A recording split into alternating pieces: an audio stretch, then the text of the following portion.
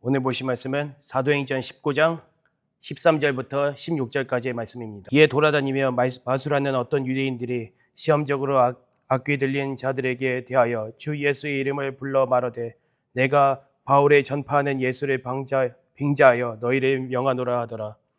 유대의 한 제사장 스기야와의 7 아들도 이 일을 행하더니 악귀가 대답하여 가로되 예수도 내가 알고 바울도 내가 알거니와 너희는 누구냐 하며 악귀 들린 사람이 그 2 사람에게 뛰어올라 억제하여 이기니 저희가 상하여 벗은 몸으로 그 집에서 도망하는지라. 아멘. 옛날 1950년대 후반부터 1960년대 초까지 중국에서 이러한 운동이 있었습니다. 바로 대약진 운동이라고요. 대약진 운동.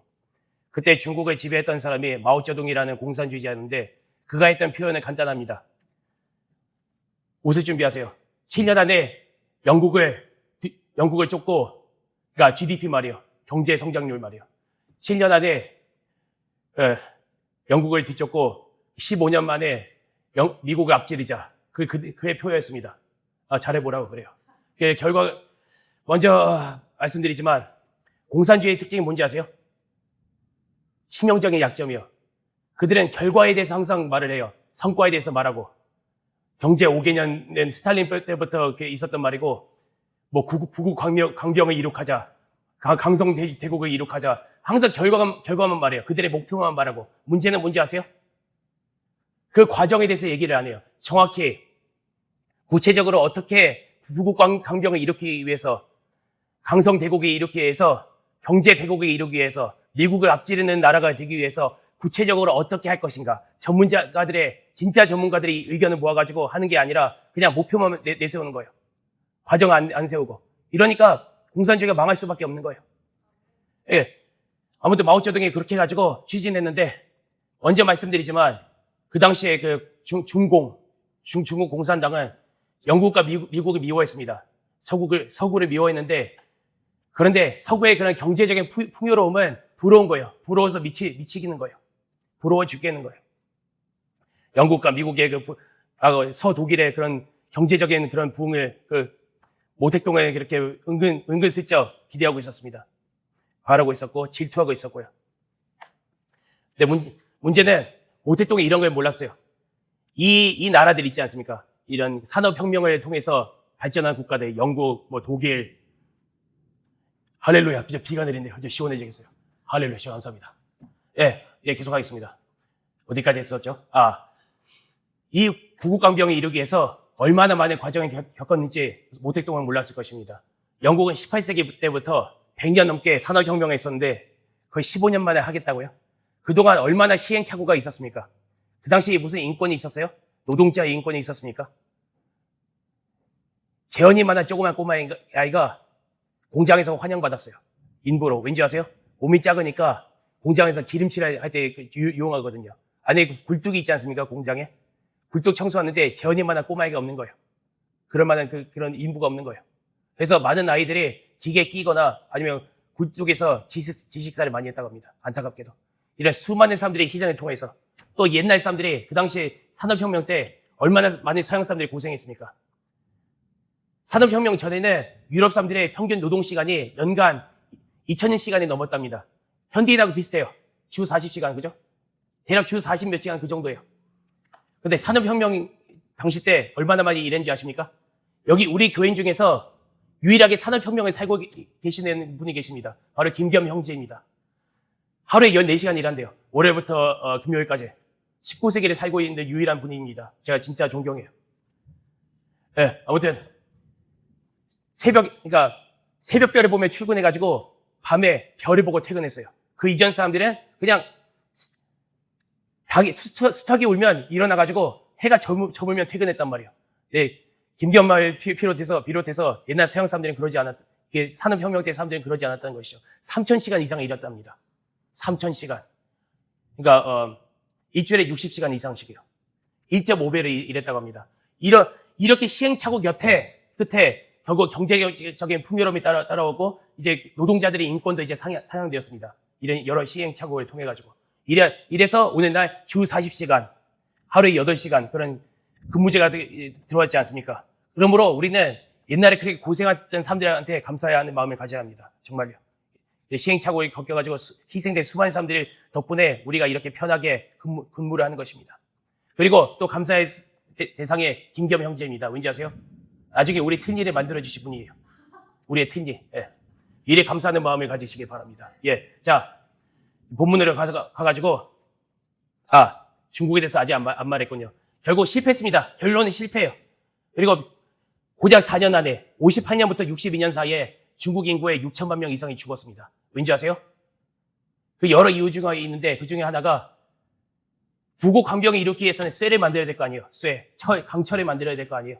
그래서 전문가들이 아니고 비전문가들이 쇠를 만든다 치고 영광로에다가 옷을 준비하세요. 농사짓는 그 농민들의 농기구를 안에 넣어버렸어요. 농사를 어떻게 지으라고요? 근데 그렇다고 좋은 강철이 나온 것도 아니에요. 메이드 인 차이나인데 뭘 바라겠어요? 망가지는 그 쇠를 만들었지. 축하면 깨지는 그런 걸 만들었죠. 몇 년 전에 우리가 식당에서 일했을 때 기억나실 거예요. 한 번에 중국에서 무쇠로 만든 무쇠 소스 하나 주문했단 말이에요. 기억하시네요. 무쇠의 특징이 뭔지 아세요? 굉장히 단단하고 무겁지 않습니까? 영화 같은 데서는 무쇠는 총알도 못 들어요. 실제로는 그렇지 않지만요. 그만큼 강하다는 얘기예요. 그런데 오자마자 열어보니까 깨져 있어요. 솥도 웬만한 솥보다 더 가벼워요. 이걸 모자 쓰고 다녀도 될 정도예요. 너무 가벼워가지고 투구보다 더 가벼울 거예요. 이런 쇠를 갖다가 만들었으니까 오히려 퇴보해야겠죠.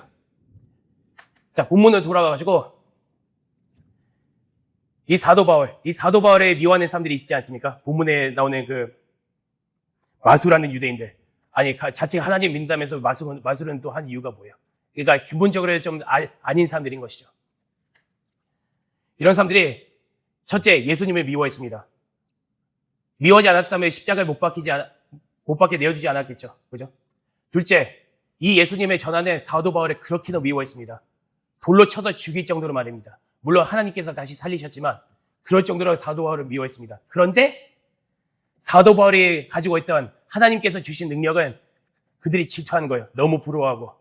그래서 어떻게 했습니까? 사도 바울의 이름을 방지해가지고 귀신을 내쫓으려고 했습니다. 병을 고치려고 하고 귀신을 내쫓으려고 했습니다. 그러자 어느 날 하필이면 제사장의 아들이 그런 짓을 하다가 얼마나 망신이에요. 오늘날 같으면 목사의 아들이에요. 그런 짓을 하다가 악귀 들린 사람이 나 하나님 예수님도 알고 사도 바울을 아는데 너는 도대체 뭐냐 하면서 두들겨 팼습니다. 옷을 벌거벗기고 두들겨 팼습니다. 얼마나 망신스럽습니까? 여기서 우리가 알 수 있는 게 뭔지 아십니까? 가령 어떤 사람이 하나님께로부터 잘 들으세요. 복을 받는다고 칩시다. 가령 우리가 아는 사람이라든가 복을 받는다고 쳐요. 영적인 복, 그러니까 이런 능력이라든가 아니면 그런 물질적인 복이 있지 않습니까? 그걸 볼 때 질투부터 하지 마시고 이렇게 물어야 합니다. 도대체 어떠한 힘든 과정을 거쳤기에 이러한 복을 받는가? 무슨 말씀인지 이해하세요? 그리고 또 다른 말로 하면 가령 어떤 사람이 복을 받는 걸 보면 왜라고 묻지 마세요. 왜 하필이면 이런 사람이 복을 받는가라고 묻지 마시기 바랍니다. 여기 스기야의 아들들 보세요. 사도 바울 보고 분명히 이렇게 물었을 거예요. 왜 하필이면 이 바울이 나는 제사장의 아들인데 하필이면 저 바울이 예수를 증거하는 이 죽인 놈의 바울이 복을 받는가? 귀신을 쫓아낼 수 있고 병 고침도 할 수 있는가? 이건 말도 안 된다. 왜라고 물었습니다. 분명히 왜라고 물었을 것입니다. 왜라고 묻는 게 아니고 어떻게라고 물으시기 바랍니다. 어떻게? 왜가 아니고 어떻게? 어떻게 이 사람이 하나님께 복을 받는가? 어떻게 이 사람이 이런 연단의 과정을 거치고 복을 받는가? 어떻게 이 사람이 하나님께 얼마나 헌신했길래 이런 복을 받는가라고 물으시는 우리 성도들이 됩시다. 자, 그러므로 우리 교인들 보세요. 얼마나 고생합니까? 더운 날씨예요. 제가 우스갯소리 하나 할까요? 우리 교인들의 특징이 뭔지 아세요? 주중보다 주일날이 더 바쁜 사람들이에요. 약간 우스갯소리를 하면. 아니면 주중만큼이나 바쁜 사람들이에요. 먼저 말씀드리지만 아침 10시 반에 연습한다고 와요. 그리고 11시에 예배가 시작해요. 12시에 점심시간이지 않습니까? 11시에 일부 예배 끝나고 이제 점심시간인데 저를 포함한 청년들은 뭐 대충 먹고, 그러니까 눈, 코, 예배 뭐 어떻게 음식에 붙는 신이고 해서 어떻게 먹고 바로 나가요. 왠지 아세요? 여기 셋업해야죠. 여기 셋업해야죠. 예, 연습도 해야 되고. 정말 이 더운 날씨에요. 제가 여기 펜실베니아에서 9년 동안 살았지만 이런 더위는 처음인 것 같아요. 주가 도와주시옵소서. 그리고 비를 내려주시니 너무나 감사해요. 아무튼 2부 예배 끝나면 이제 끝난 줄 알죠? 아니에요. 이제 밖에 한인마트 가가지고 이제 전도 집회를 해요. 1시간 반 동안 이 더위 떼어피는 밑에서. 참 이번 주 화요일 날에 100도까지 올라갑니다. 이게 섭씨로 따지면 38도예요. 주여 도와주시옵소서. 끝나면 이제 전도 집회 끝나면 끝난 줄 알죠? 아니에요. 같이 이제 교제도 하고 이제 잠깐 쉬었다가 이제 무덤 가가지고 10시까지 기도합니다. 그러니까 우리 다 같이 대략 11시간 반 이상을 같이 있어야 합니다. 얼마나 부담스럽습니까? 기쁘고도 더 부담스럽죠. 네, 행복하죠. 예, 알았습니다. 분명히 제가 말하는데 힘들죠. 물론 구원은 값없이 받는 은혜로 받지만 복을 얻으려면 이런 하늘의 신성한 복을 얻으려면 수박 겉핥기가 아니라 수박 안에 있는 수박의 가장 맛있는 부분이 어디예요? 가장 깊은 곳에 있지 않습니까? 가장 안에 있는 부분이 가장 맛있지 않습니까? 그 수박의 가장 달콤한 부분을 먹으려면 이렇게 고생할 수밖에 없습니다. 세상에 공짜는 없습니다. 하나님이 주신 것도 공짜가 없어요. 우리가 이렇게 고생을 해야 하나님께서 감동하시고 이렇게 복을 주시지 않습니까? 제가 놀란 게 뭔지 아세요? 저도 왜 안 힘들겠어요? 그동안 2주 동안 아팠어요. 2주 동안 감기 때문에 이렇게 심한 감기는 아마 오랜만이었을 것입니다. 호흡 곤란이 왔을 정도로 힘들었습니다. 혈압을 재는데 혈압은 보통인데 맥박이 100 이상이에요. 웬만한 노인분들도 그런 맥박이 안 나옵니다. 그렇게 힘들었을 때가 있었습니다. 그리고 오늘 아침에 무슨 일이 있었는지 아세요? 설교 원고가 사라졌어요.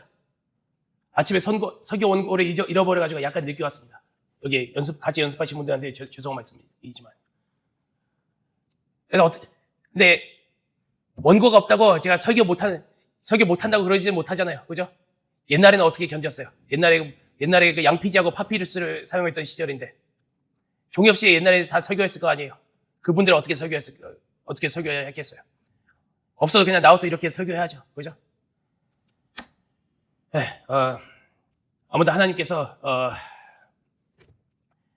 이런 저희 이렇게 부족한 헌신을 받은지 이렇게 옷도 이렇게 선물해 주셨습니다. 너무 감사하고요. 이제 결론은 이제 거의 맺자면 결론은 2개 짓겠습니다. 하나는 실제 무슨 일이 있었냐면 천보산 아세요? 한국의 경기도의 천보산이요. 거기 어떤 원장님이 계셨습니다. 유 원장님이라고. 그 당시 때 90대 그 노인분이셨는데 지금은 소천하셨지만 그분이 어떤 전도사님, 우리 교회 어느 전도사님을 통해서 이렇게 말씀하셨는데 뭐라고 말씀하신지 아세요? 저는 그 말씀에 유언처럼 듣습니다. 날로 먹을 생각하지 마! 라고요. 날로 먹는 게 아니야. 우리가 받는 이런 축복, 하늘에서 내리는 축복, 하나님께서 내려주시는 물질적인 복, 여러 종류의 복들이 있죠. 그건 날로 먹는 게 아닙니다. 우리가 땀 흘리고 또는 피를 흘리면서 애써야 합니다. 사도 바울 보세요. 사도 바울이 괜히 이렇게 능력을 받은 게 아닙니다.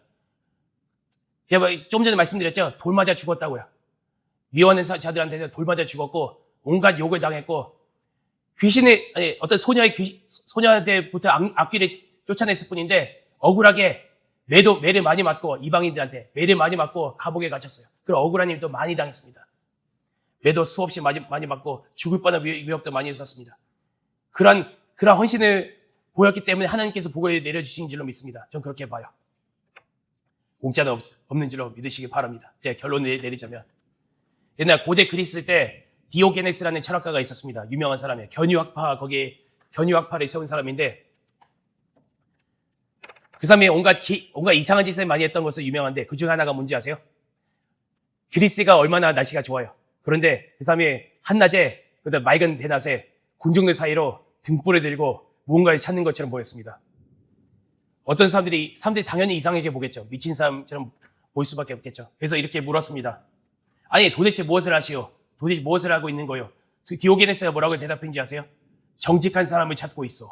그러면서 군중을 뚫어지게 보더니만 실망한 데 그냥 돌아갔다고 합니다. 하나님께서도 정직한 사람들이 찾고 계십니다. 하나님의 마음에 맞는 사람들, 하나님께서 믿고 쓸 수 있는 사람들이 찾고 계십니다. 아마 하나님도 구인 광고를 아마 내신 것 같습니다. 성경을 통해서. 성경의 그 구인 광고는 성경에 있습니다. 하나님의 마음에 맞는 사람, 하나님께 전적으로 의존하는 사람, 그리고 정직한 사람, 그리고 비록 무익하지만 그나마 하나님을 위해서 헌신하는 사람, 그럼 찾고 계십니다. 우리도 다 같이 이러한 합당한 일꾼이 되시길 바랍니다. 기도하겠습니다.